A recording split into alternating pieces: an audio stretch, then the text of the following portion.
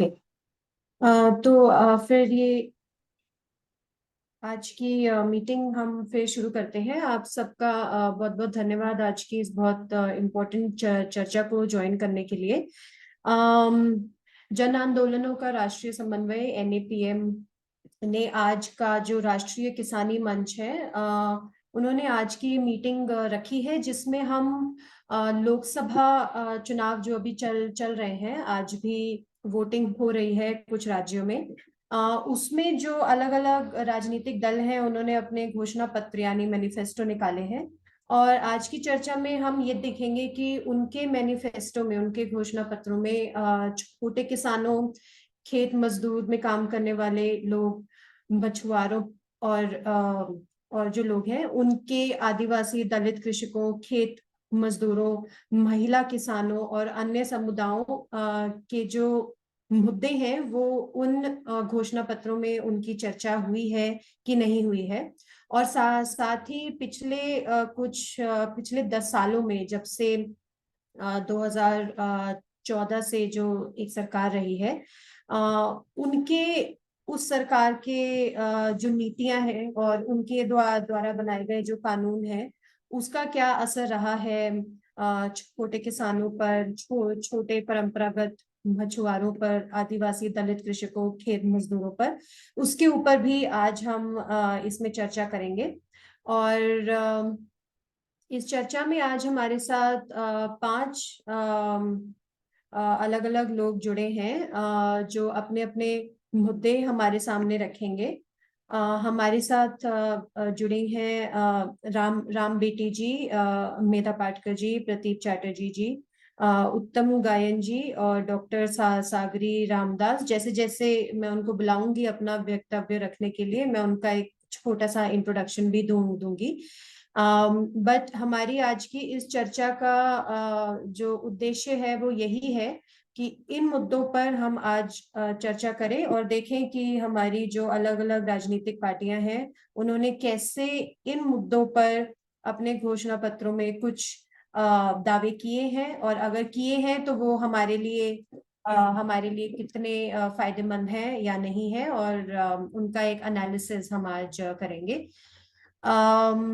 अगर यहाँ पे हिंदी में अगर थोड़ा मैं इसको बहुत, जो मैंने अभी हिंदी में कहा, very quickly I will translate it in English. So we have all gathered here today to discuss what has been the government's policies over the last 10 years with respect to small farmers, traditional fish workers, Adivasi Dalit, women farmers, etc.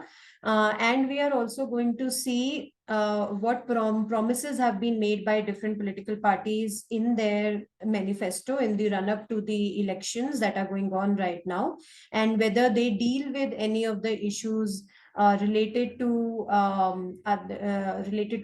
farmers, fish workers, etc. that we are going to be discussing today. Okay, मेरे को लगता है राम बेटी जी ने finally join कर लिया है। तो वो हमारी सबसे पहली स्पीकर है। तो मैं आपको जल्दी से राम बेटी जी का एक इंट्रोडक्शन दे देती हूँ और फिर मैं उनको बुलाऊंगी अपनी बात रखने के लिए। राम बेटी जी जो है वो एक सीनियर लीडर है संगठन, किसान मजदूर संगठन की। वो उत्तर प्रदेश के सीतापुर डिस्ट्रिक्ट से हैं, और NAPM की नेशनल कन्वीनर भी हैं वो। Ram Biti ji, who has just joined us right now, is a senior leader of Sangathan, Kisan Mazdoor Sangathan, and she is based out of and works largely in the Sitapur district of Uttar Pradesh, and she is also a national convener of NAPM. Ram Biti ji, अगर आप हमारे को सुन सकती हैं, तो आप please अपना mic on करके अब अपनी बात हम सबके सामने रखिए। जितने भी स्पीकर्स हैं, उन सबके पास 10 से 12 मिनट हैं अपनी बात रखने के लिए।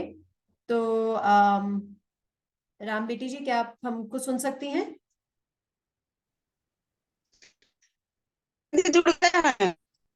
हाँ जी, हाँ जी। अब आप अपनी बात रख सकते हैं हम सबके सामने। और अगले 10 मिनट तक, 10 से 12 मिनट आप अपनी बात रख सकती हैं। जुड़ पा रहे हैं कि हमारा फोन, हम अपने फोन से जुड़ नहीं पा रही थी तो लड़के के फोन से जुड़ी हूँ। तो थोड़ा हम समझ लें कौन बात पे क्या रखना है, तभी हम बात कर पाएंगे। अभी जुड़ी हूँ तुरंत के तुरंत। राम बेटी जी, आज का जो हमारा ये चर्चा है, इसमें हम ये चर्चा कर रहे हैं कि जो अलग अलग राजनीतिक दल हैं, उन्होंने अपने घोषणा पत्रों में छोटे किसानों और आदिवासी दलित किसानों, महिला किसानों के बारे में क्या कहा है, और पिछले 10 साल में सरकार की क्या नीतियां रही हैं और उनसे उनका क्या फायदा या नुकसान हुआ है, तो उसके ऊपर हम आज चर्चा कर रहे हैं। तो इसी पे आप अपनी बात अब आप रख सकते हैं। जी दीदी। तो राम बेटी, आप फोन थोड़ा चेहरे की तरफ करेंगे? हाँ दीदी, करेंगे। हाँ हाँ, चेहरा दिख जाए, वो कागज दिख रहे हैं अभी। कागज दीदी, पीछे का कैमरा शुरू हो गया है। हाँ हाँ, तो आगे का अभी हम इसको सही करते हैं। हाँ, हाँ ठीक है, अब बात। सही करती हूँ। हाँ, बात की।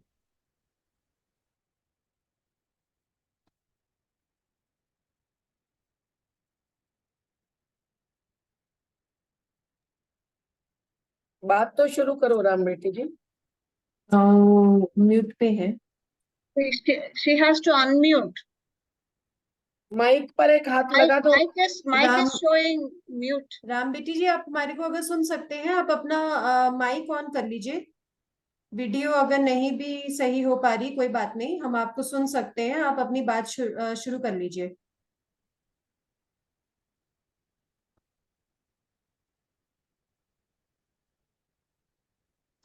तो हम अपनी बात रख सकते हैं। हाँ जी, हाँ जी, आप बोलिए, हम आपको सुन सकते हैं, आप बोलिए।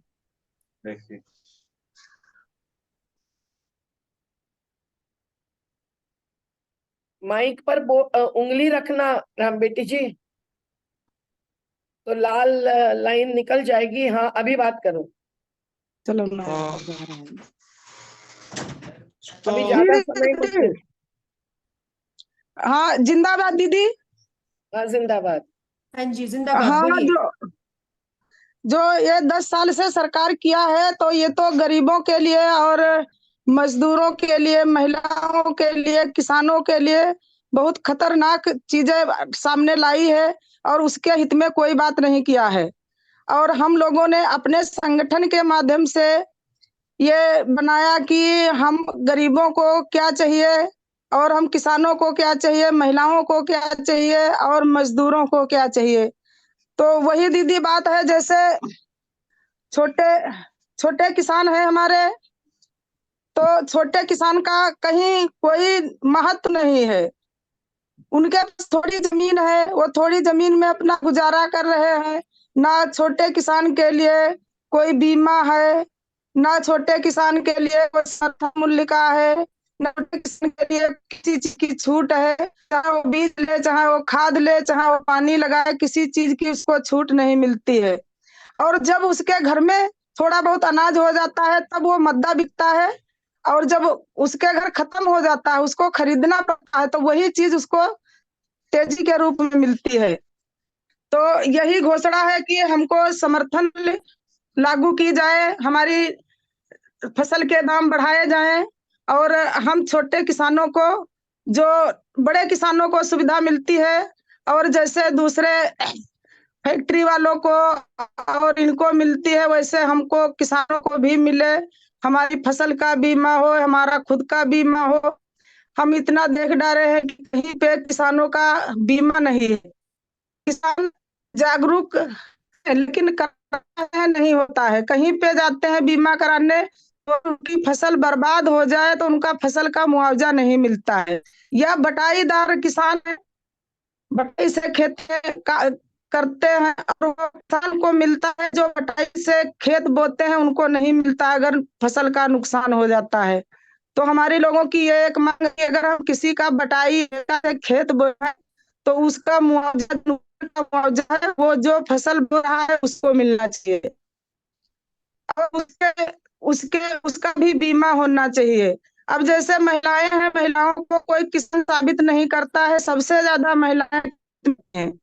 तो उनका कहीं पे कुछ है तो किसान किसान चाहे वो किसान समेत हो, चाहे किसानों के बारे में कहीं पे कोई बात हो, तो किसान महिला महिला किसानों को उसमें शामिल किया जाता है। तो हम लोगों की ये एक मांग है कि हम महिलाएं खेत काम कर, चाहे वो खेत मजदूर हूँ, चाहे खुद का खेती करती हूँ, तो हम उसमें शामिल किया जाए कि किसान भी है, हमको किसान किया जाए किस।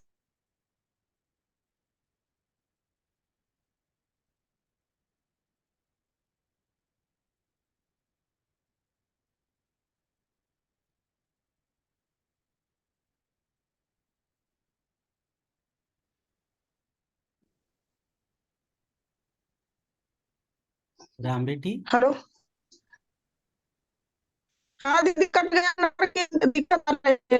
और जो किसानों को, जैसे जिसके नाम जमीन है उसको तो बैंक से कर्जा मिल जाता है, या किसी छूट कोई चीज लेने जाए वो मिल जाता है। जिनके पास जमीन नहीं है और वो किसान कर रहे हैं बटाई पे, ना उनको बैंक से लोन ले और ना किसी कोई चीज लेने जाए छूट वाली उनको नहीं मिलती है। इसलिए कि वो का इंतखाब लगता है, और कितना भी बटाई।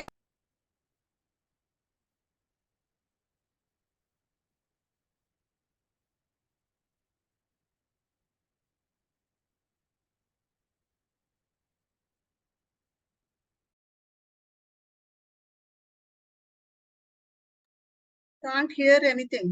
She's gone silent.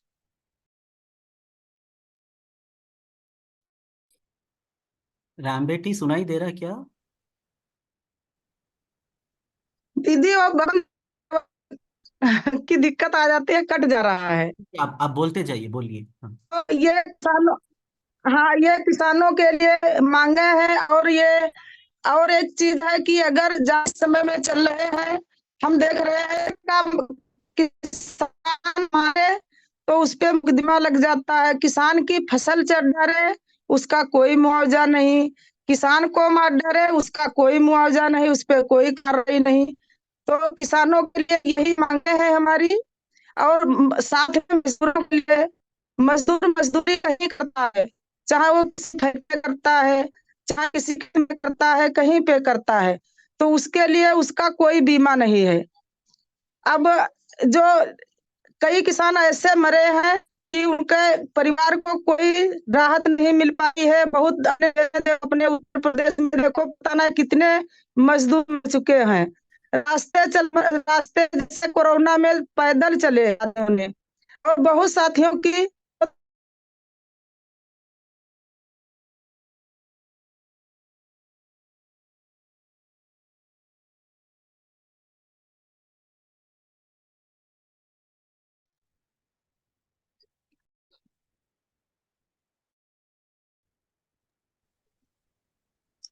राम बेटी जी, अपना माइक ऑन कर लीजिए, माइक बंद हो गया है।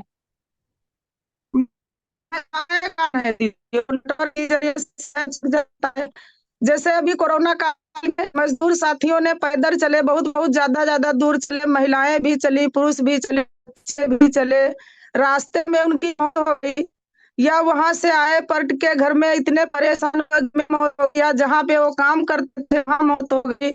उनके परिवार को कोई रकम नहीं मिली, और इसके लिए कि उनका कोई बीमा नहीं, उनके पास कुछ नहीं। तो मजदूर कहाँ जाए? मजदूर के सामने ये एक दिक्कत है। अब जैसे हम लोग देखते हैं कि ये कानून भी खत्म कर दी गई है, इस सरकार ने कानून हमारी मजदूरों के लिए वो भी खत्म कर दिया है कि 8 घंटा ड्यूटी करते थे, अब उनको 12 घंटा ड्यूटी पड़ती।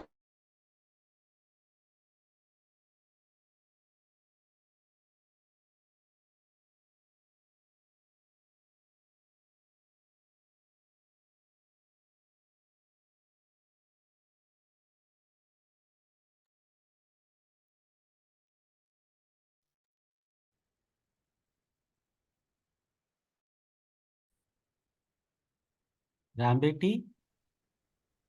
तो ये सरकार मजदूरों के लिए, चाहे किसान हो चाहे महिलाएं हो, उनके लिए ये कानून खत्म कर रही है धीरे धीरे करके। बाहर बच्चे फैक्ट्री में काम करने जाते हैं, 8 घंटा ड्यूटी करते थे और अतिरिक्त ड्यूटी कर लेते थे, 1000-2000 पैदा कर लेते थे, लेकिन सरकार ने कानून खत्म कर दिया, 12 घंटे की ड्यूटी कर दिया। यही मनरेगा में है। मनरेगा में एक तकनीकी लाकर उसको कमजोर कर दिया सरकार ने। हम लोग मांग करते रहे और वो कमजोर करता रहा, चाहे वो बजट को चाहे वो ऑनलाइन हाजिरी हो या अंग्रेजी में मास्टर रोल हो। तो ऐसे करके धीरे धीरे मजदूरों की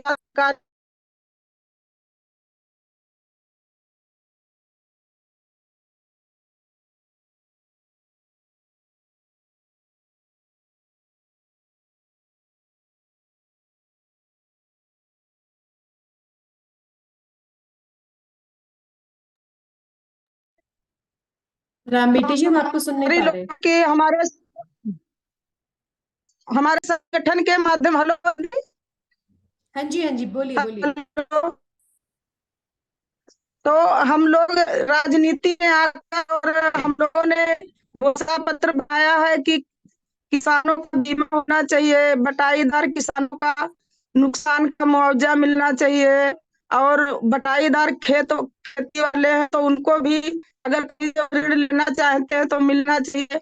नुकसान का जो मुआवजा कहा है बटाईदार किसानों को मिलना चाहिए। महिलाओं के लिए, चाहे वो महिला हो चाहे पुरुषों के लिए, हमारी जो मनरेगा वो हम लोगों ने 100 रुपया मजदूरी उस दिन काम। तो यही मांगे हैं हमारी।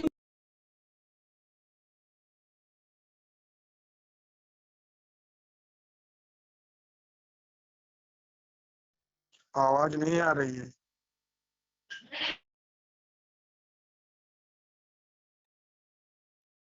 राम बेटी जी, आपकी बात खत्म हो गई? अभी आप और कुछ?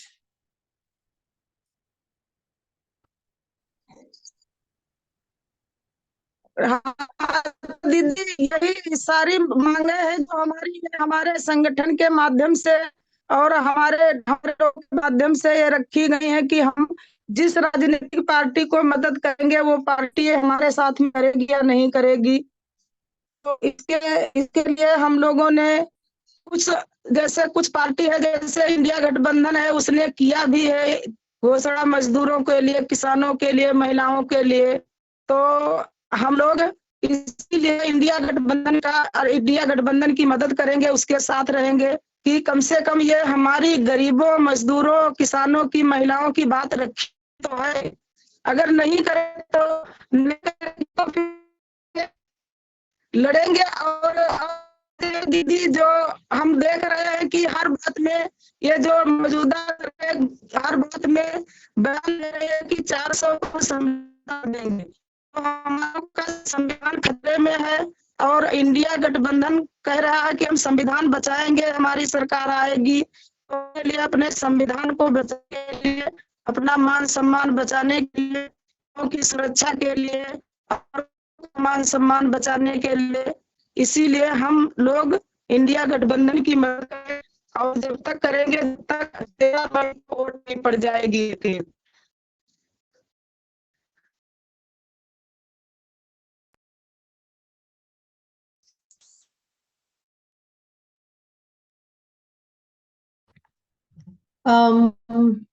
ठीक है, धन्यवाद राम बेटी जी अपनी बात रखने के लिए। क्या मैं, क्योंकि थोड़ा बीच बीच में कट रहा था, तो समरी की जरूरत है इंग्लिश में, quickly some of the main points that were made. Okay, so Ram Beti ji said that in the last 10 years under the current government, no importance has been given to small farmers. They do not get benefit of the crop insurance schemes run by the government. They also do not get sufficient subsidy on buying seeds, fertilizers, etc., as big farmers do. And they say that there is no compensation also that they get when their crops destroy. She specifically mentioned sharecroppers. And she said that they also don't get any insurance. women farmers do not get recognized as farmers in their own sense, though they might be doing most of the work on the farms.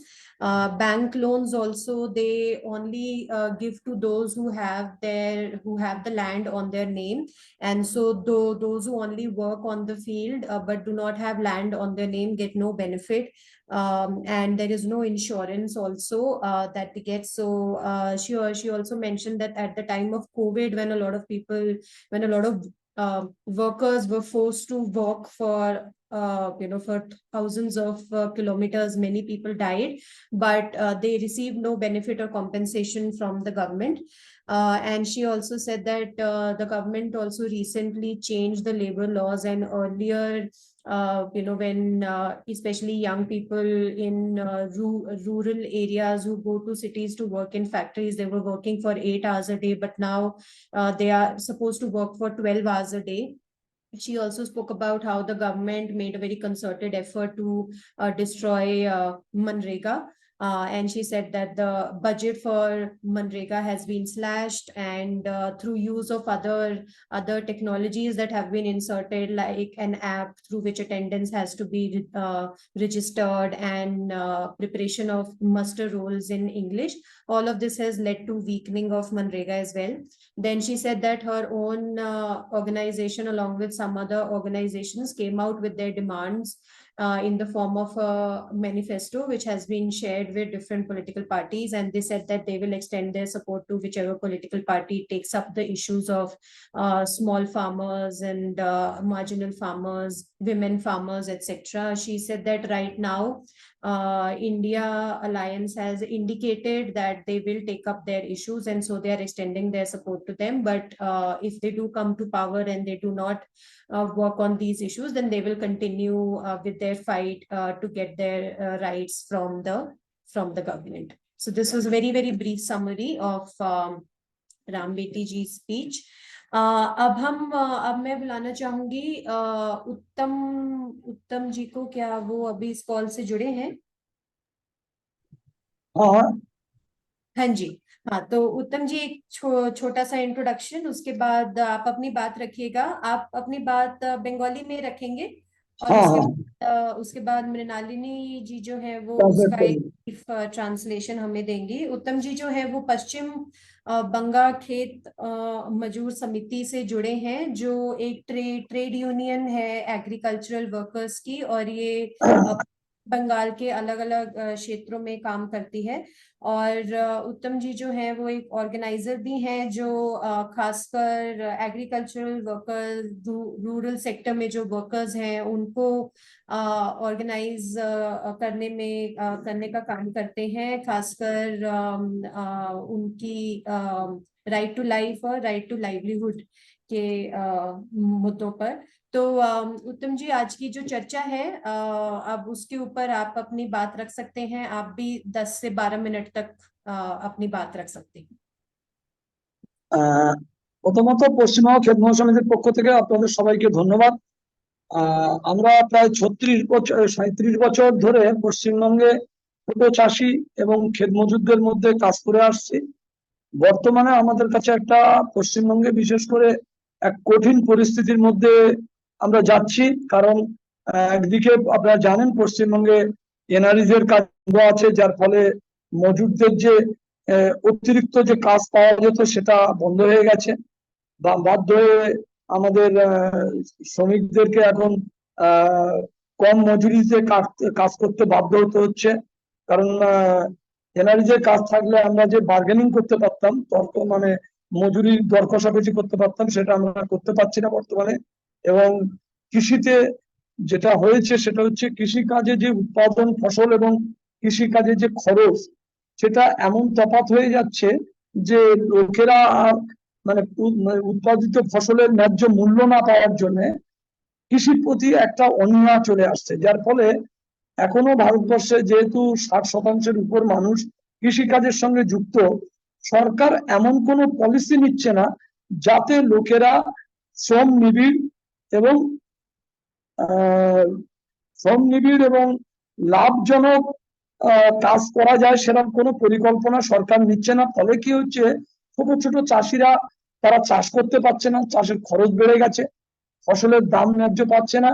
ফলে কি হচ্ছে, চাষির মধ্যে বড় লোক বা বড় বড় চাষিদের অনুপ্রবেশ ঘটছে পশ্চিমবঙ্গে ভূমি আন্দোলনের ফলে। যে চাষির মধ্যে যে ছোট ছোট চাষি তৈরি হয়েছিল, মজুররা চাষ নিজেরা অল্প অল্প জমি চাষ করছিল, সেটা আজকে সংকটময় অবস্থায় এসছে। তো ফলে যেটা হয়েছে সেটা হচ্ছে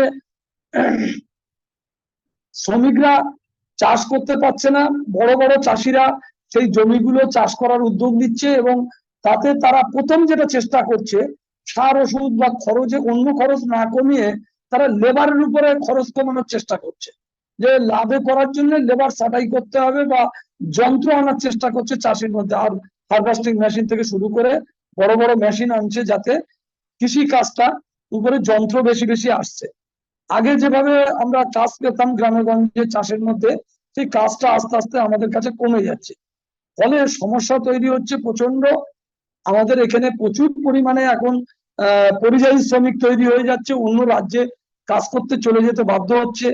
আর অনেক কম পয়সায় লোকেদের কাজ করতে হচ্ছে, যেহেতু এনআরইজে থাকলে তবু একটু তর্কাতর্কি করে ওখানে একটা কাজ কিছু পাচ্ছিল, সেটাও সরকার, রাজ্য সরকার, কেন্দ্র সরকারের টাল বাহানার মধ্যে তারা শ্রমিকের কথা না ভেবে পুরো নিজেরা নিজেদের মধ্যে দর কষাকষি করতে গিয়ে বা নিজেদের মধ্যে তারা দ্বন্দ্ব করতে গিয়ে আমাদের পশ্চিমবঙ্গের এনআরইজের টাকাটা আজ 2 বছরের মতো বন্ধ আছে, যার ফলে একটা কঠিন পরিস্থিতির মধ্যে মানুষ যাচ্ছে। ছোট ছোট চাষি তারা যা রোজগার করছিল, চাষবাস করছিল, আর এনআরইজের টাকায় তাদের ছোট ছোট অভাবগুলো পূরণ করছিল, তারা গ্রামে থেকে কাজ করতে পারছিল।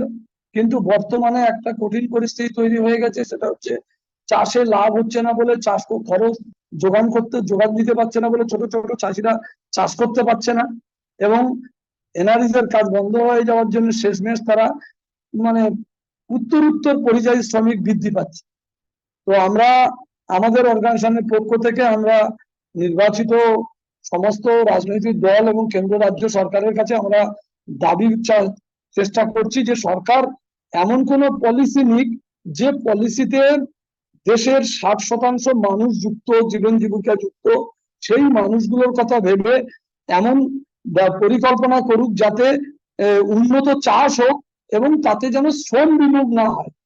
মানে জবলেস উন্নয়নের দরকার নেই, আমরা চাইছি কর্মসংস্কৃতি থাকবে এবং কাজ থাকবে, এরকম উন্নয়নের পরিকল্পনা সরকারের করা উচিত, এবং সরকার যাতে সেই দিকে করে আমরা সেই আন্দোলন করছি। এবং আমরা চাইছি সারা ভারতবর্ষ জুড়ে সমস্ত শ্রমজীবী মানুষ এবং ছোট ছোট চাষি তারা তাদের এই লড়াই হওয়া উচিত যে সরকারের একটা কৃষি নীতির মধ্যে পরিবর্তন করা, যে কৃষিটা আসলে লাভজনক ব্যবসা নয়, কৃষিটা জীবন জীবিকার প্রশ্ন, এখানে মানুষের বেঁচে থাকার প্রশ্ন। সেই জন্য এই কৃষিতে ভর্তুকি দিতে হবে, কৃষিতে উন্নত চাষ করতে হবে, এবং কৃষিতে কিছু বিধিনিষেধ থাকা উচিত যাতে সমস্ত মানুষ শ্রম করতে পারে। তো এটা আমাদের খেতমজুর সমিতির পক্ষ থেকে প্রস্তাব যে সরকারকে একটা নীতি ঠিক করতে হবে, কৃষি নীতি ঠিক করতে হবে, যে কৃষি শ্রম নিবিড় উন্নয়ন এবং লাভজনক কৃষি ব্যবস্থা হয়।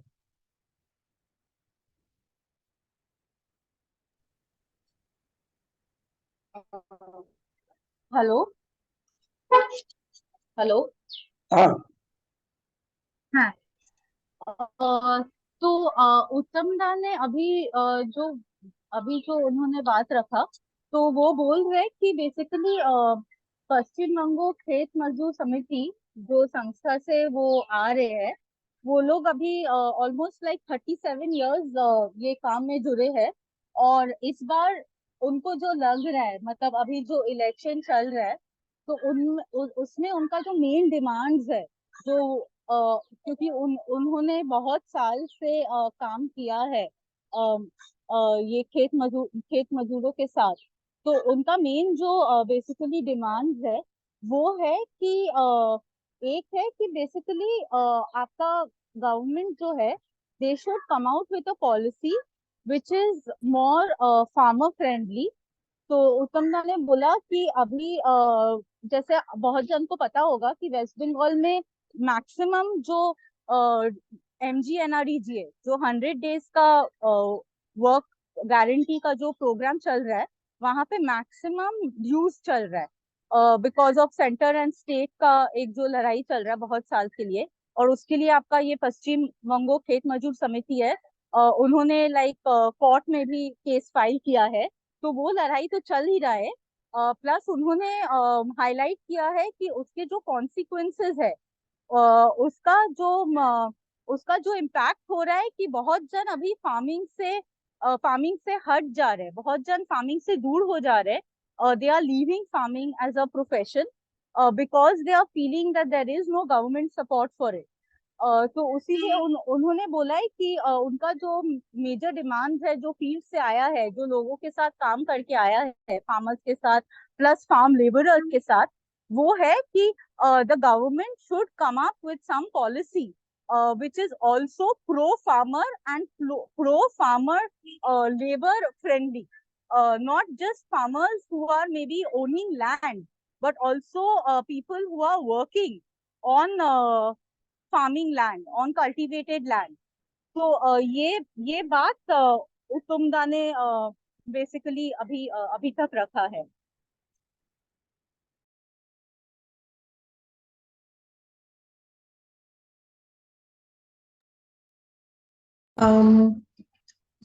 अभी उत्तमदा, अभी आप और कुछ बात रखेंगे या हम अभी आगे बढ़ें? হ্যাঁ, আমাদের আর যে কথাটা আছে, আমাদের বক্তব্য আছে যে সারা ভারতবর্ষ জুড়ে যে আমরা আমাদের মতো যে ছোট ছোট সংগঠন আছে যারা ছোট চাষি এবং মজুরদের সঙ্গে কাজ করে, তাদের শেষমেশ একটা ঐক্য তৈরি করে একটা সরকারকে একটা চাপ সৃষ্টি করা, যাতে সরকার যে ধরনের পলিসি নিচ্ছে সেটা কিন্তু শ্রমিক বিরোধী পলিসি হয়ে যাচ্ছে। সিদ্ধান্তটা হচ্ছে শ্রমিক বিরোধী, এমন এমন কর্মসূচি নিচ্ছে যাতে শ্রমিকরা আঘাত পাচ্ছে। কখনো রেশনের মধ্যে বিভিন্ন ধরনের অনলাইন করে লোককে হয়রানি করছে, তারা সঠিকভাবে খাবার পাচ্ছে না এবং কত চান্স মিলছে না বলে, টিম মিলছে না বলে দিচ্ছে না, হয়রানি করছে। কখনো এনআরইজি এর দুর্নীতির নাম করে এই যে এনআরইজি বন্ধ করে দিয়ে ক্ষমতাটা তারা কেন্দ্রীয়করণ করা করছে। গণতান্ত্রিক রাষ্ট্রে জনগণের যে ক্ষমতাটা, জনগণের কাছে যে সরকারের যে দায়বদ্ধতাটা, সেটা কিন্তু সরকার ভুলে যাচ্ছে, মানে তারা দায়বদ্ধতা এড়িয়ে যাচ্ছে। সেই জন্য আমার সমস্ত অর্গানাইজেশনের কাছে রিকোয়েস্ট যে যাতে আমরা অন্তত দলবদ্ধভাবে সরকারকে বুঝিয়ে দেব, গণতান্ত্রিক রাষ্ট্রে সরকার শেষ কথা বলে না, মানুষের কথা যদি তাদের কথা বলতে হয় তাহলে মানুষের হয়ে কথা বলতে হবে। যেহেতু 60% মানুষ এখনো কৃষিকাজের সঙ্গে যুক্ত, তো সরকার কৃষি বিরোধী যে শ্রমিক বিরোধী কৃষি নীতি তৈরি করছে সেটাকে অবিলম্বে বর্জন করে, যাতে শ্রমিকের অনুকূলে শ্রমিকের কর্মসংস্থান হবে এবং চাষিদের লাভ হবে, এমন কোন পলিসি যাতে নেয় সেরকম চাপ সৃষ্টি করা উচিত। সর্বসাকুল্যে সবাইকে আমি ধন্যবাদ জানিয়ে আমি বক্তব্য শেষ।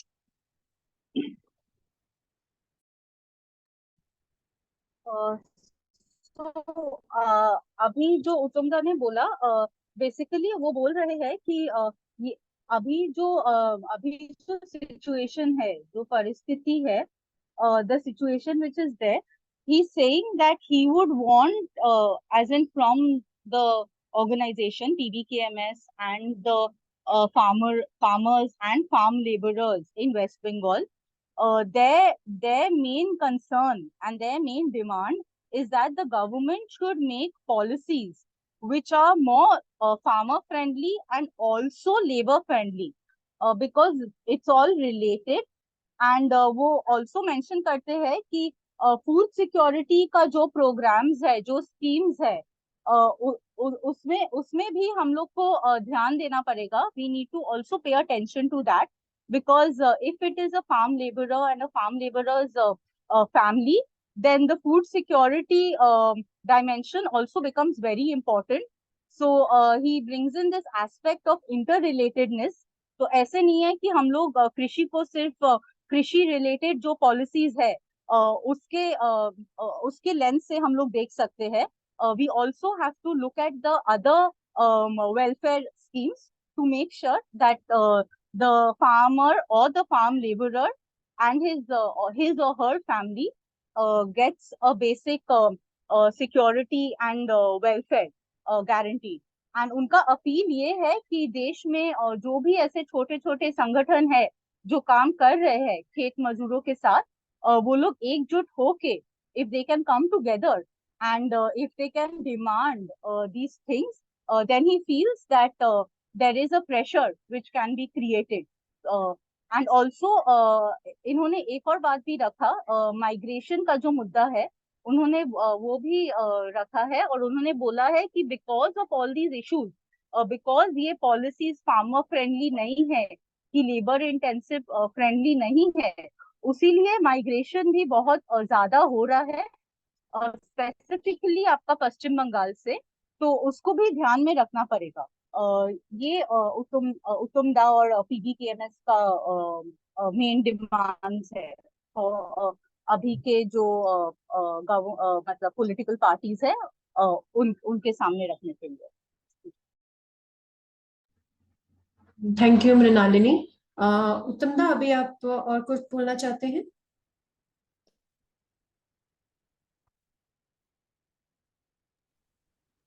না, আমি আর কিছু বলতে চাই না। अच्छा, ठीक है। हाँ, ओके, ठीक है। ठीक है, तो अब हम अपने अगले स्पीकर की तरफ बढ़ते हैं, जो है प्रदीप जी। एक छोटा सा इंट्रोडक्शन मैं दे देती हूँ। प्रदीप जी जो है वो एक वन ऑफ द फाउंडर्स हैं national platform for small scale fish workers organisation के, जो पैन इंडिया स्मॉल स्केल और ट्रेडिशनल फिश वर्कर्स की जो अलग अलग ऑर्गेनाइजेशंस हैं उनका एक कॉमन प्लेटफॉर्म है।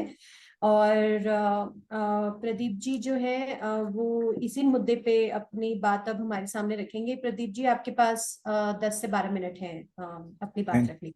Thank you. May I request you to actually brief my what I'll speak in. I'll be speaking in English. So can you actually give some briefs on in Hindi? Sure, sure. Please. Okay. So thank you.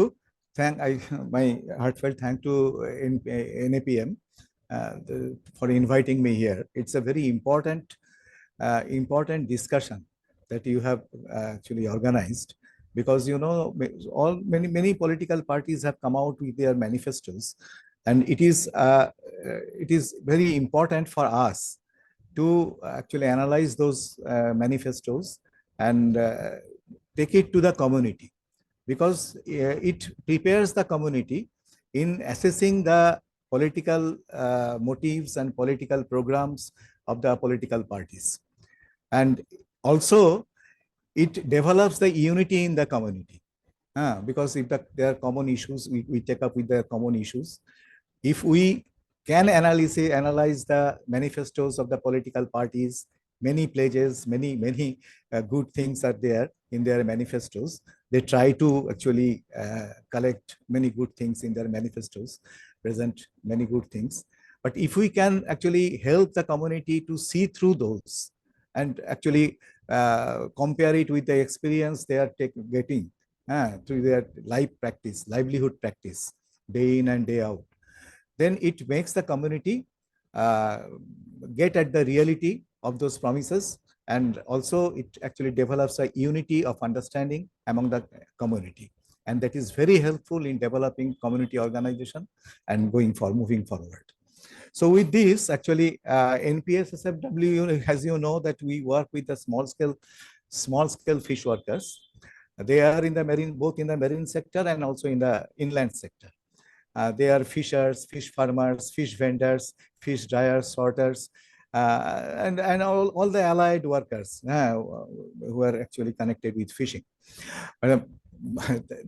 When we look at the manifestos, you know, we have analyzed in particular manifestos of the two opposing main political parties of India, that is Congress, INC, Indian National Congress, and also BJP.